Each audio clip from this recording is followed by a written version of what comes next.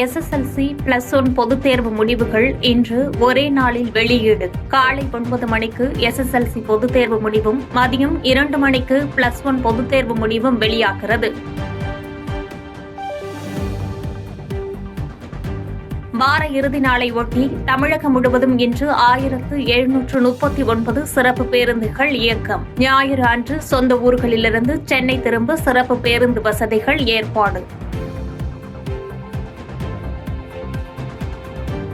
தமிழ்நாட்டில் இன்று முதல் 3 நாட்களுக்கு கனமழைக்கு வாய்ப்பு என வானிலை ஆய்வு மையம் தகவல். புதுச்சேரி, காரைக்கால் பகுதிகளிலும் இடிமின்னல் மற்றும் பலத்த காற்றுடன் கூடிய லேசான மழைக்கு வாய்ப்பு. வீட்டு வரி, சொத்து வரி உயர்த்தப்படாது என நகராட்சி நிர்வாகத்துறை அமைச்சர் KN நேரு விளக்கம். முதலமைச்சர் அறிவுறுத்தலின் பேரில் பழைய நிலையிலேயே வரிகள் தொடரும் என்றும் பேட்டி. மும்பை அருகே வசைவீரர் மாநகராட்சியில் சட்டவிரோத கட்டுமானங்களை அனுமதித்து நிதி மோசடி செய்த வழக்கு. நகர திட்டமிடல் துணை இயக்குநர் OS ரெட்டியின் வீடுகளிலிருந்து ₹32 கோடி மதிப்பிலான வைர வைடூரியங்கள், பணம் உள்ளிட்டவை பறிமுதல். அடுத்த 2 வாரங்களில் தங்கம் விலை மேலும் குறைய வாய்ப்பு. வர்த்தக போர் முடிவுக்கு வந்திருப்பதால் சரியும் என வணிகர்கள் தகவல்.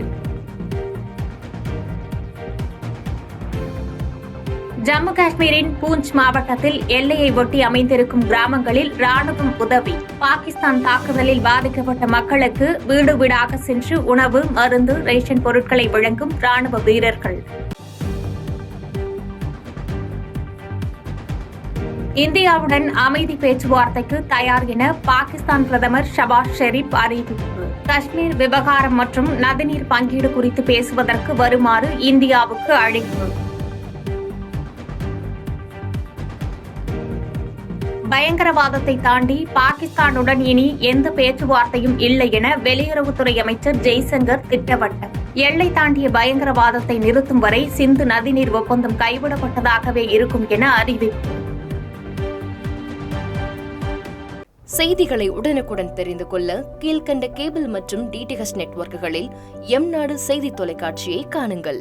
பாதகம் செய்பவரை கண்டால் நாம் பயம் கொள்ளலாகாது பாப்பா.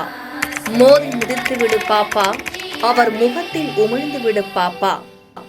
அண்மை செய்திகளை உடனுக்குடன் தெரிந்து கொள்ள இணைந்திருங்கள் எம்நாடு தொலைக்காட்சியுடன்.